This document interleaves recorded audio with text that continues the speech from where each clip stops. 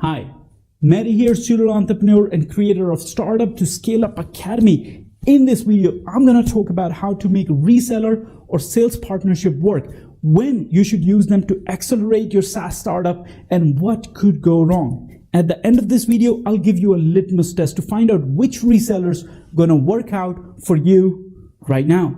So keep watching. As the founder of several startups, often as soon as our startup had a bit of success, we would start getting emails from companies offering sales partnerships. As an inexperienced newbie, I saw these partnerships as a golden opportunity. I spent months talking to, negotiating, and signing contracts, but usually it was a ton of invested time with zero sales.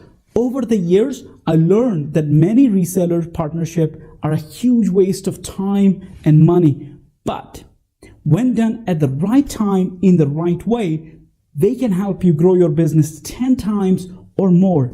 Let me tell you straight, resellers are not the silver bullet to make your startup successful. They're not going to help you grow your business unless it's already growing. A reseller that helps a startup get its first customers or gain traction isn't a norm. It's a statistical anomaly. Resellers specialize in building relationships and trust with people in large organizations. If they take an unproven product to their customer, they lose all credibility. That's why resellers have a real incentives for selling established products, things that their customers want, understand, and are ready to buy. In other words, resellers aren't in the business of innovating, but selling what already works. So here is my strong recommendation. Wait until you have your own internal sales processes that works. When you're already growing and asking yourself, how can I accelerate this growth? That's the right time to start exploring reseller partnerships. As soon as you start exploring the possibility of sales partnership, you will see that it's easy to get a few meetings and get them excited about your product. They'll start bragging about how many customers they have and how your product is suitable for all of them. They might even say, just sign this contract and we'll make this happen. It's what comes after this that's crucial, and nearly all startups mess it up, at least for the first time around. It's natural to think, they have all the information and a signed contract. Now they obviously have enough motivation to push my product. So you can sit back and relax, right? Nope. Think about it from the reseller's point of view. These organizations have multiple stakeholders, each with their own priorities, incentives, and politics. You signed a contract with a person whose job is to bring new products. At the other end of the organizations are the salespeople who actually go out and sell. A salesperson's goal isn't to sell a new product. It's to make most money possible for their organization in the easiest way. And that's how they get their huge commissions. Now, imagine yourself as a salesperson who's just received a bunch of documents about something new.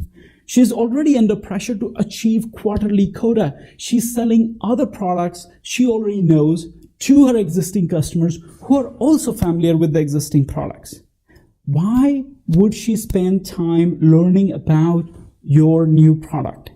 The only way that will happen is if she's convinced that it's amazing, it will make her big money, and it's going to sell very easily. So, what you can do? Commit to working with your partner for at least 2 to 4 months.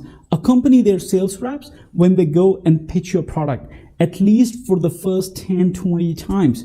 This will help you identify the kind of questions customers ask, understand your reseller's sales approach, and find out what they have sold to these customers in past and how your product aligns in that ecosystem.